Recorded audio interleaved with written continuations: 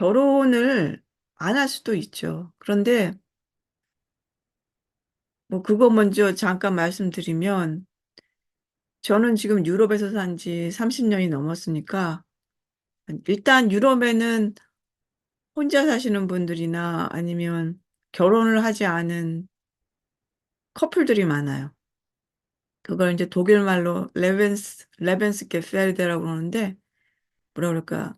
인생의 동반자? 그런 말을 씁니다. 파트너를. 그러니까 사실혼 관계죠. 아니면 같이 살지 않아도 뭐 계속 뭐 연인으로 지낼 수는 있으니까 나이 먹어서도. 그러니까 결혼을 하지 않았을 경우에는 뭐 경제적인 뭐 이런 것에 법적 권리가 전혀 없는 거죠. 그냥 친구로 지내는 거죠. 이제 한국도 굉장히 빠른 속도로 지금 서구화되기 때문에 선진국화 되기 때문에 그런 커플들이 많이 나오는 것 같아요. 결혼을 해도 문제, 안 해도 문제인데 자식을 낳아도 문제, 안 낳아도 문제죠. 근데 결국은 결혼을 안 해서 더 행복하신 분들도 있고 결혼을 해서 행복하신 분들도 있어요. 음. 그게 사실은 문제죠. 나중에 나이 먹어서 혼자가 되면 어떻게 될 것이냐. 음. 그게 가장 문제죠. 그 혼자가 됐을 때 에, 도와주는 게 자식이거든요. 그러니까 인간은 어차피 사회적인 동물이기 때문에 혼자 살 수는 없어요. 혼자 살 수는 없어요. 혼자 살지 않아요. 내가 혼자 살아도 혼자 사는 건 아닙니다. 사회에서 많은 사람들이 있잖아요. 내가 집에서 혼자 살아도 밖에 나가면 직장도 있고 뭐 사람들도 있고 사람들이 항상 있잖아요. 그들과의 관계를 유지하면서 물론 어, 내가 혼자 살더라도 혼자 사는 건 아니죠.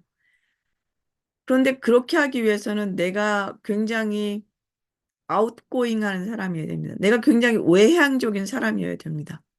예를 들어서 저희 시아버님 같은 경우는 시어머님 돌아가시고 나서도 한 15년 동안 혼자 사셨어요.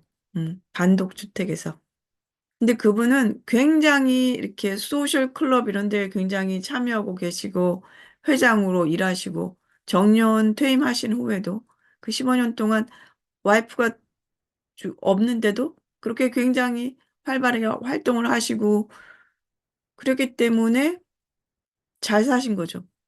보통 그 배우자가 먼저 가면 대부분 다른 배우자도 시름시름 앓고 가시는 경우도 많은데 근데 그런 거예요. 그러니까 혼자 살 수 있는 내가 멘탈이나 그런 성격인가? 내가 아무도 모르는 곳에 가서 사람을 쉽게 사귈 수 있는 성격인가? 왜냐하면 나이가 들수록 사람들이 위축되잖아요. 그러면 누가 나한테 찾아오기를 바라는 겁니다. 그러니까 맨날 아이들한테 너희들 언제 오냐고 부모님들이 전화하는 거 아닙니까? 자기가 밖에 나가서 누구하고 사귈 수 있는 성격이 아니니까, 능력이 아니니까, 그때는. 만날 곳도 별로 없지 않습니까? 뭐 경로당을 가겠습니까? 어딜 가겠습니까? 그래서 인생을 길게 보면 배우자를 통해서 배우는 게 있다는 것을 알아야 됩니다. 왜냐하면 인생은 딩크로 살든 싱글로 살든 50이 넘으면 같은 부부도 대화가 없고 왜냐하면 아이들 생기면 한 40대 이후부터는 40대 이후는 돈 때문에 싸우는 거고 그다음 50대 이후는 애들 때문에 싸우는 거고 결국 할 이야기가 없어요.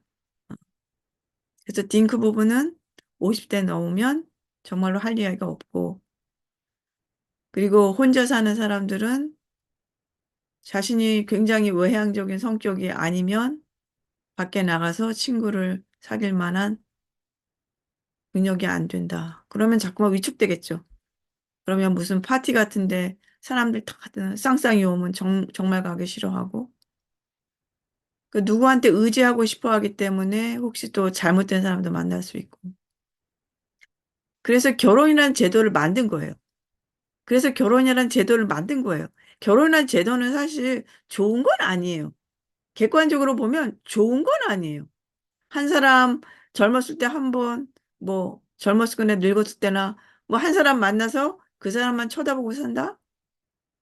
그게 힘들잖아요. 그렇죠? 그래서 외도하는 사람들도 생기는 거고.